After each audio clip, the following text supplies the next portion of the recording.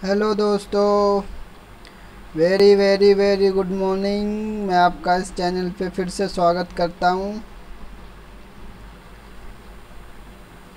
तो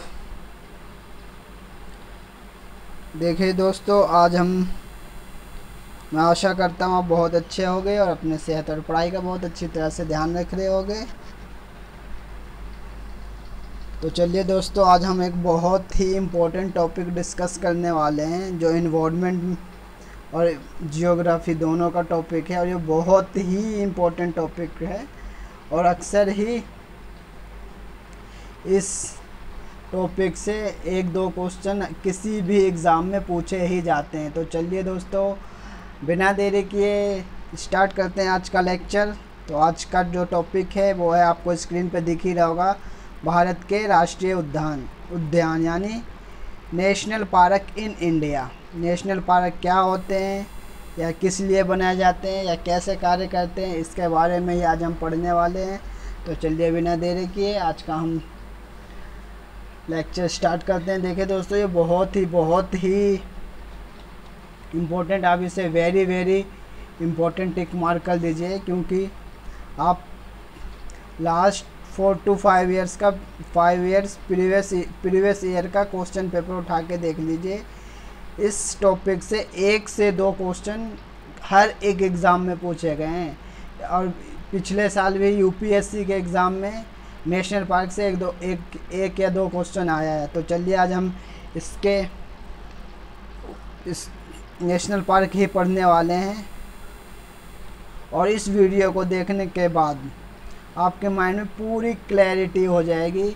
और अगर ये किसी भी एग्ज़ाम में इससे रिलेटिव कोई भी क्वेश्चन बनता है तो आप उसको बस यूँ 101% सही करके आएंगे। तो चलिए बिना देरी किए हम जानते हैं कि राष्ट्रीय उद्यान क्या है। ये देखिए दोस्तों, लिखा है, राष्ट्रीय उद्यान एक या एक से अधिक पारिस्थितिक तंत्रों का समूह है जिन्हें मानव की पहुंच से सुरक्षित रखा जाता है। यहाँ पर पौधे, वृक्ष एवं अनेक जीवों तथा अनेक निवास स्थानों का संरक्षण एवं उनसे जुड़ी विशेष वैज्ञानिक शोध की जाती है। राष्ट्रीय उद्यान की सीमाएं भारतीय कानून के अंतर्गत निर्धारित की जाती है। तो देखिए दोस्तों, किसी भी टॉपिक को, किसी भी लेसन को पढ़ने से पहले उसकी डेफिनेशन बहुत ही इम्पोर्टेंट है, क्योंकि डेफिनेशन में ही सारा निचोड़ होता है कि इस टॉपिक में हम क्या पढ़ने वाले हैं। तो इसमें यह कहा गया कि राष्ट्रीय उद्यान एक ऐसा पारिस्थितिक तंत्र है जहां मानव की पहुंच से उसे दूर रखा जाता था। तो वहाँ पर मानव का जाना प्रतिबंध है। वहाँ पे पेड़ पौधे, जीव जंतु तथा उनको उनके स्थान पर ही संरक्षण सुरक्षा दी जाती है तथा उनसे जुड़ी वैज्ञानिक शोध भी की जाती है। देखिए, बायोस्फीयर रिजर्व में हमने पढ़ा था इससे पहले लेक्चर में कि बायोस्फीयर रिजर्व एक बहुत बड़ा भूभाग होता है, बहुत बड़े क्षेत्र में पाया जाता है। लेकिन जो राष्ट्रीय उद्यान है, नेशनल पार्क, वो एक छोटा एरिया होता है जहाँ वहाँ के इकोसिस्टम, पारिस्थितिक तंत्र में वहाँ के जीव जंतु और पेड़ पौधों को संरक्षण दी जाती है तथा मानवीय आवास तथा मानवीय गतिविधि पूरी तरह से कंप्लीट बैन है। और यहाँ कुछ शोध के भी कार्य किए जाते हैं। देखिए आगे लिखा है, भारत के सभी राष्ट्रीय उद्यान IUCN की दूसरी श्रेणी के अंतर्गत संरक्षित क्षेत्रों में शामिल। अब ये IUCN क्या है? IUCN यूनेस्को की एक संस्था है जो किसी भी राष्ट्रीय उद्यान को ये सर्टिफिकेट प्रदान करता है कि यह पार्क, यह एरिया IUCN के अंतर्गत रिजर्व है। तो अब आपको यह पता चल गया नेशनल पार्क क्या है, IUCN क्या है। अब आगे चलते हैं।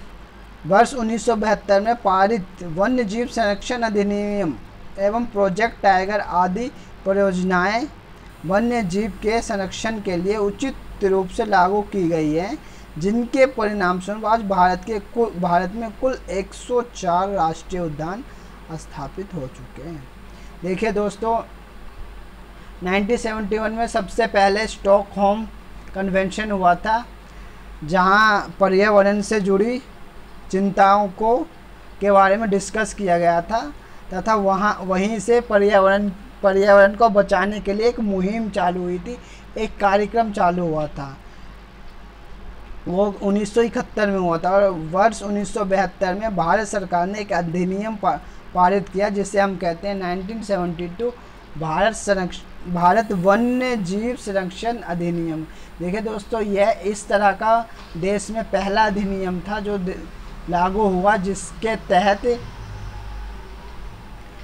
किसी भी पर्टिकुलर क्षेत्र को, पर्टिकुलर एरिया को इको सेंसिटिव जोन घोषित करके वहाँ के जीव जंतु पेड़ पौधों को संरक्षण प्रदान किया जाता था, किया जाने की बात कही गई है। और अब इस अधिनियम के तहत बहुत से पेड़ पौधे, पशु पक्षी को संरक्षण दिया गया है तथा टाइगर रिजर्व बनाए गए हैं, जिसके परिणाम स्वरूप भारत में अब तक 104 राष्ट्रीय उद्यान स्थापित हो चुके हैं। कितने? 104, और जिनका कुल क्षेत्रफल भारत के भूभाग का करीब 1.2% है।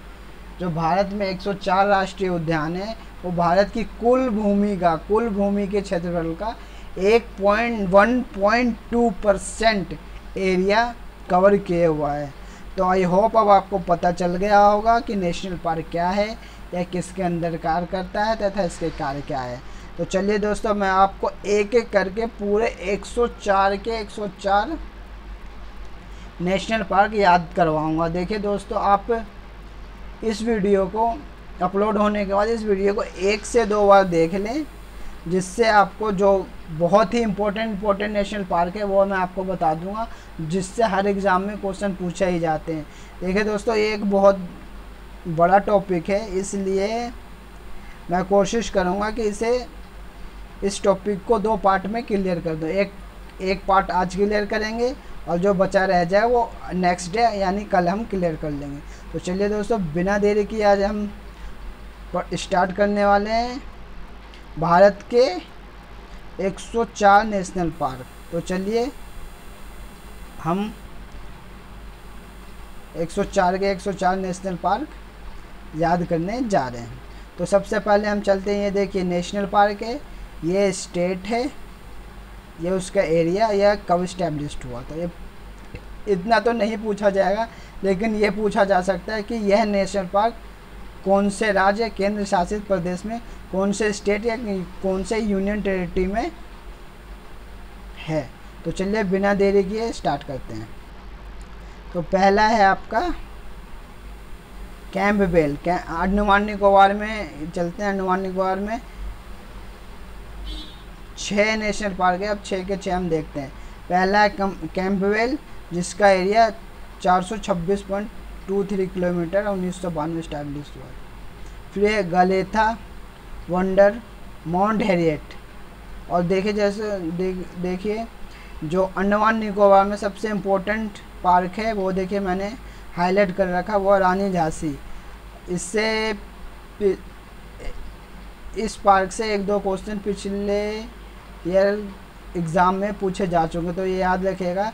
जो मैंने हाईलाइट कर रखा बहुत ही इम्पोर्टेंट है, इसको तो आप बिल्कुल याद ही कर दीजिए। ये नेशनल पार्क तो रानी झांसी नेशनल पार्क का अंडमान निकोबार में, इसकी स्थापना कब हुई थी? 1996 में। उसके बाद है स्पैडल पीक, यह भी अंडमान निकोबार में। तो चलिए अब अंडमान निकोबार में इस तरह 6 राष्ट्रीय पार्क है, जिसमें सबसे इम्पोर्टेंट है रानी झांसी, ये याद रखिएगा। उसके बाद चलते हैं हम सैडल पीक। सैडल पीक भी कहाँ है?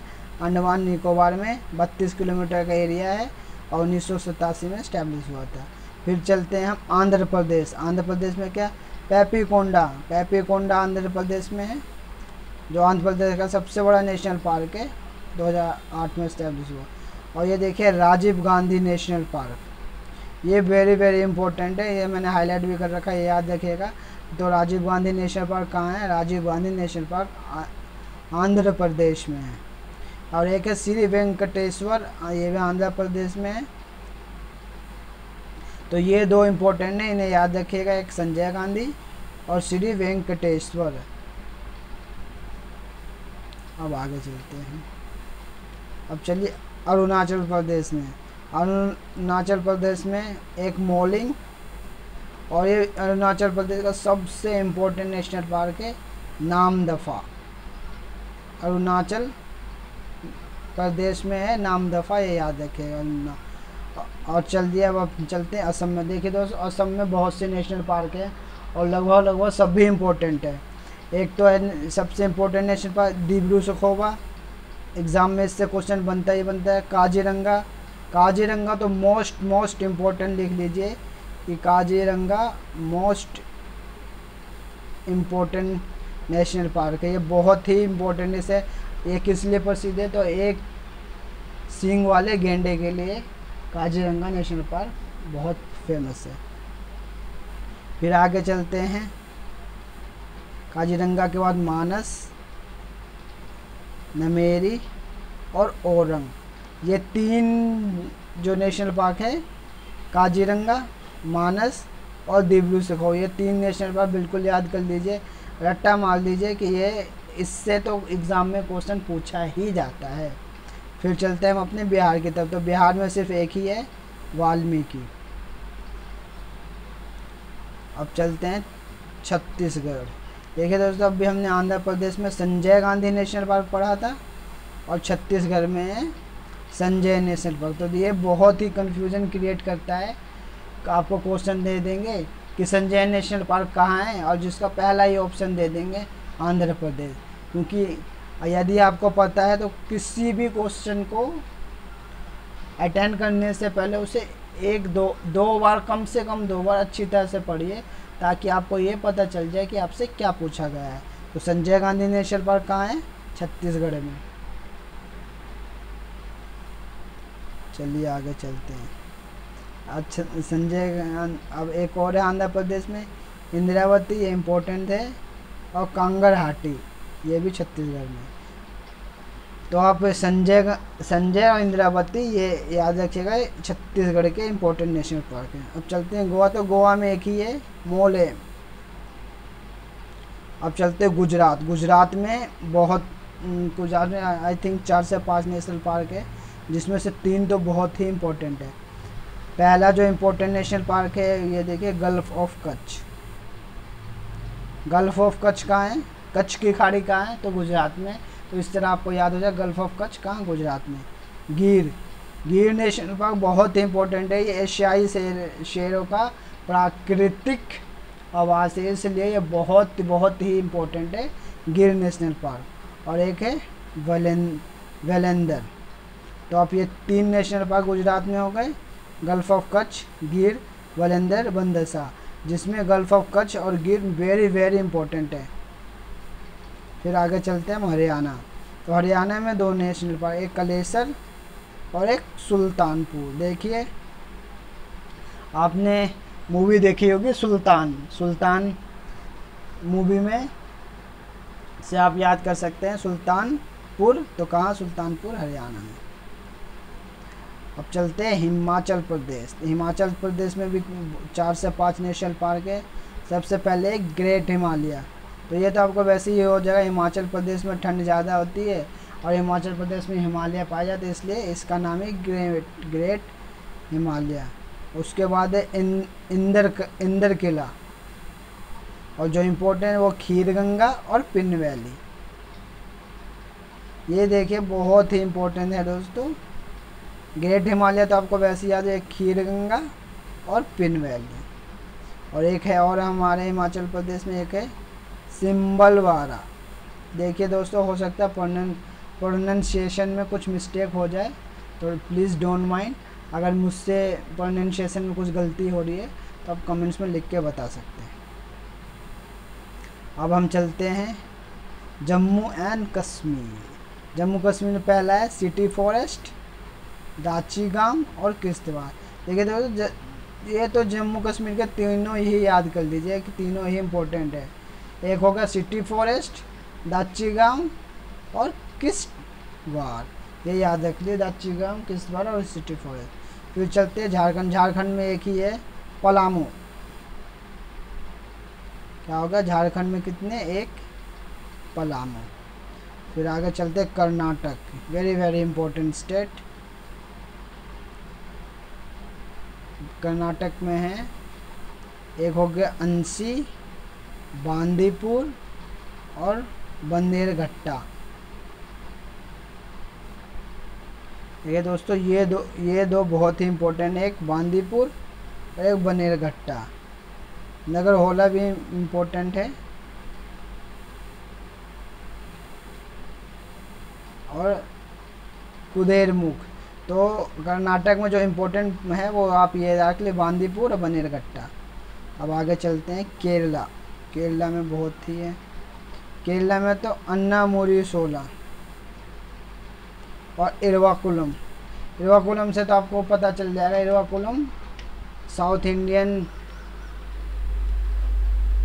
ये तो नाम से पता चला साउथ इंडियन है। और ये कहाँ है? इरवाकुलम केरला में। माथाई केतन सोला, पंबानु सोला। देखिए दोस्तों, अगर ये एक बहुत ही इम्पोर्टेंट पॉइंट है, शोला। जहाँ आपको 16 दिखे वहाँ आप यह गैस कर सकते हैं कि 16 नाम से पार्क ज़्यादातर केरला में। देखिए अन्नामुरी सोला, मथाई केतम सोला, पम्बदुम सोला और एक पेरियार। ये तो बहुत इम्पोर्टेंट, पेरियार और साइलेंट वैली, जिसे हम कहते हैं साइलेंट वैली यानी शांत घाटी। शांत घाटी और पेरियार ये तो बहुत ही इम्पोर्टेंट है। अब चलते हैं अपने और ऊपर, लद्दाख। लद्दाख में क्या हो गया? हेमिस लद्दाख में।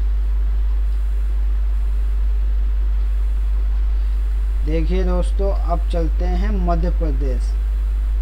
King of national park in India, इसे हम नेशनल पार्क का राजा भी कहते हैं इंडिया में, क्योंकि लगभग मध्य प्रदेश में, एमपी में 10 से 11 नेशनल पार्क है। तो आपको मैं ये 11 के 11 नेशनल पार्क अभी याद करवाता हूँ।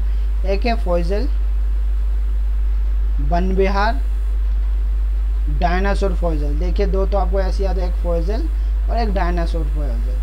और इसमें जो इम्पोर्टेंट नेशनल पार्क है, जो वेरी वेरी इंपॉर्टेंट, एक वो पेंच, माधव, बंधवगढ़, संजय, पन्ना, कान्हा और सतपुड़ा। देखिए दोस्तों, अभी में हमने संजय कहाँ पढ़ा था?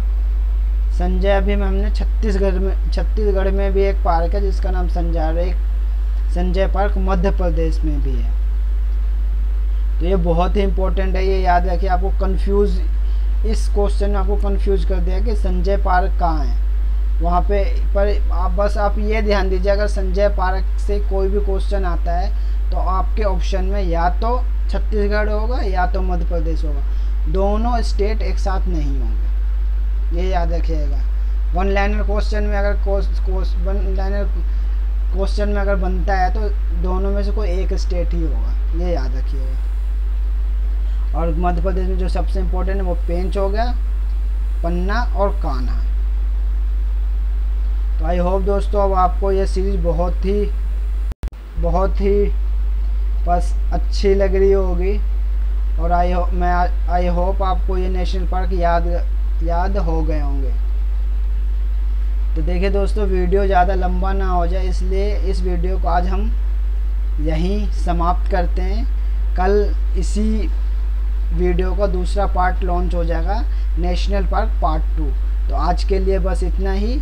इस वीडियो को 1 से 2 बार देखिए और यह जो हाईलाइटेड नेशनल पार्क मैंने करे उन्हें बिल्कुल याद कर लीजिए, रट्टा मार लीजिए। तो चलिए दोस्तों, मिलते हैं अपने नए वीडियो में, इसी नेशनल पार्क के वीडियो में पार्ट 2 में। तो आज के लिए बस इतना ही। Thank you, goodbye and have a nice day. Thank you so much.